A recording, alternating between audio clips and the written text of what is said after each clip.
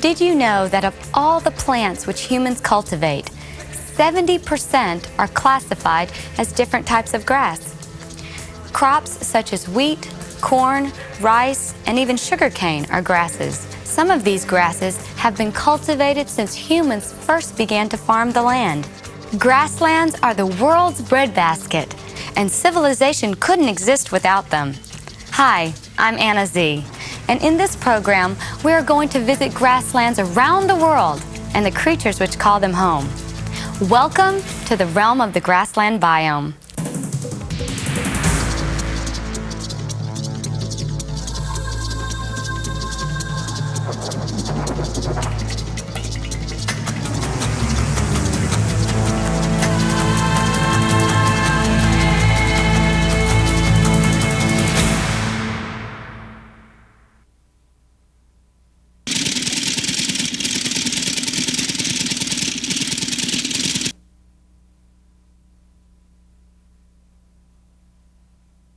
Grasslands cover about 25% of the Earth's land mass.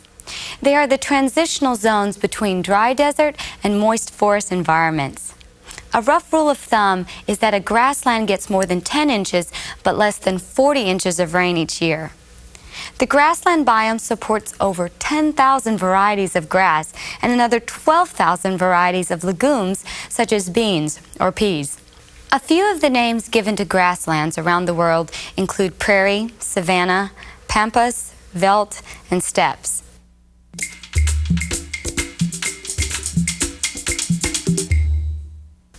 There are two primary divisions, temperate and tropical. These divisions are determined by climate. Tropical grasslands are found in Africa, southern Asia, Australia, and northern South America. Temperate grasslands are those that lie between the Arctic or Antarctica and the tropics.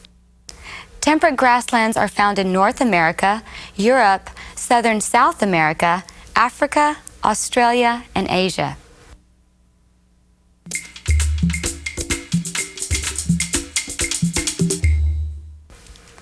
Tropical grasslands cover almost half of Africa, about 5 million square miles. Here, as in all tropical grasslands, the climate is warm. Air temperature ranges from about 59 to 95 degrees Fahrenheit. Annual rainfall is from 20 to 50 inches. This rain is not evenly distributed throughout the year. The majority of it falls in a 6 to 8 month period. That's important because the uneven rainfall leads to two natural phenomena which help maintain all grasslands: drought and flood. In times of drought, dry grasslands are prone to fire. Naturally caused or man-made, fire destroys heavier shrubs and trees, but the grasses quickly regenerate. Fire is a vital part of the natural cycle in the grassland environment. Without it, trees and bushes would quickly invade and grasslands would disappear. And there's another bonus to fire. Fire burns off old growth, which is eventually replaced by fresh new growth of much greater nutritional value. It may surprise you, but in some grasslands, flooding serves the same important purpose as fire. During times of heavy rainfall, many grasslands become inundated with water.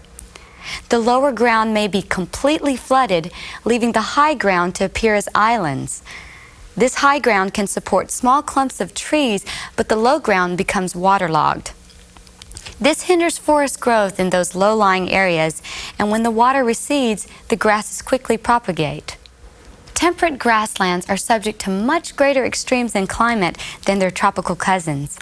For temperate grasslands, the yearly temperature range may exceed a hot 100 degrees Fahrenheit in summer and a bitterly cold minus 40 degrees Fahrenheit in winter. Rainfall in a temperate grassland ranges from between 20 to 35 inches a year.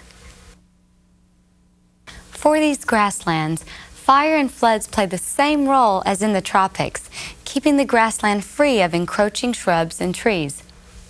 In both tropical and temperate rainforests, the growing season is relatively short. In the tropics, grassland growth is slowed by fire and drought. In temperate grasslands, growth is also restricted by cold winters. So in both types of grasslands, successful plant survival is dependent on rapid growth during the growing season. To cope with short growing seasons and the hazards of fire and flood, grasses have evolved a variety of survival strategies. Many grasses have the ability to reproduce both by seeds and by sending out horizontal runner roots called rhizomes. If fire burns both seed and stalk, the rhizomes make it possible for the plant to grow and propagate. In times of drought, grasses remain dormant, but when the weather finally does bring rain, grasses grow and produce seeds very quickly. They can reach full size and go to seed in just a few weeks. Because grasses are a basic food source for many grassland animals, some have developed growing points just above the juncture of the leaf and the stem. This allows them to quickly replace whatever tissues have been eaten.